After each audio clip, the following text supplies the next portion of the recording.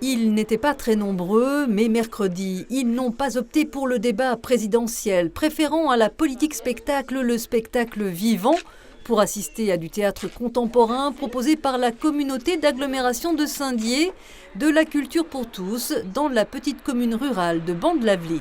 Moi, je viens de très loin, je viens de Dijon. Et je me dis que l'offre culturelle ici est quand même exemplaire. Moi, je préfère ce genre de spectacle que le spectacle télévisuel, qui ne m'intéresse pas vraiment parce que tout est déjà joué. Et la soirée fut fantasque et même explosive avec Mister Tambourine Man, un duo clownesque, adaptation du texte du dramaturge Eugène Durif et inspiré d'une légende, celle du joueur de flûte de Hamelin, cette ville allemande infestée par les rats où un musicien à qui l'on avait promis 1000 écus envoûta les rongeurs pour les noyer, mais il ne fut pas payé en retour.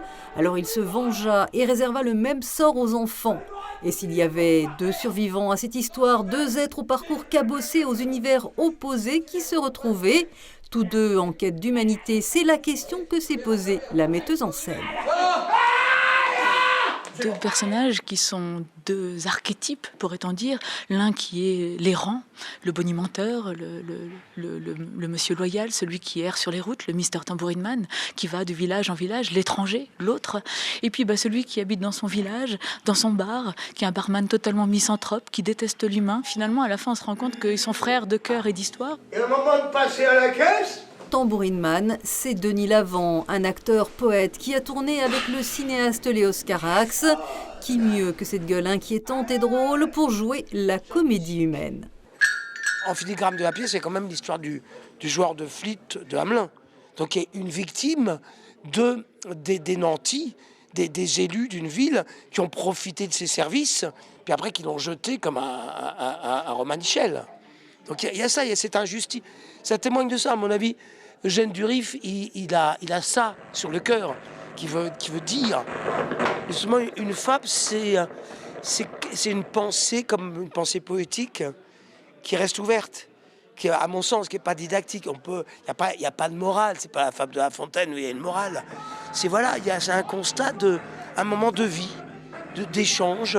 Il y a du Buster Keaton dans ce tandem, une performance artistique que l'on doit aussi au jongleur Nikolaus Holz ou l'art du chaos orchestré, le comédien qui a croisé pour de vrai son personnage de misanthrope. Un très bon serveur de la discrétion jusqu'à l'invisibilité totale.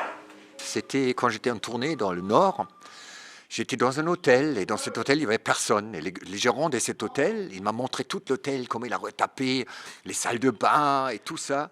Et à un moment, il me dit, la seule chose qui me dérange dans mon métier, qu'il adorait, c'est les gens. Alors je lui ai dit, c'est marrant, vous gérez un hôtel et ça vous gêne les gens. Il a dit, c'est pas très grave parce qu'il n'y en a pas beaucoup qui viennent. Alors ce monsieur, c'est un petit peu mon modèle de ce serveur qui adore le bar, qui adore de servir, qui adore les meubles, qui adore de bouger, qui adore son métier, sauf les gens.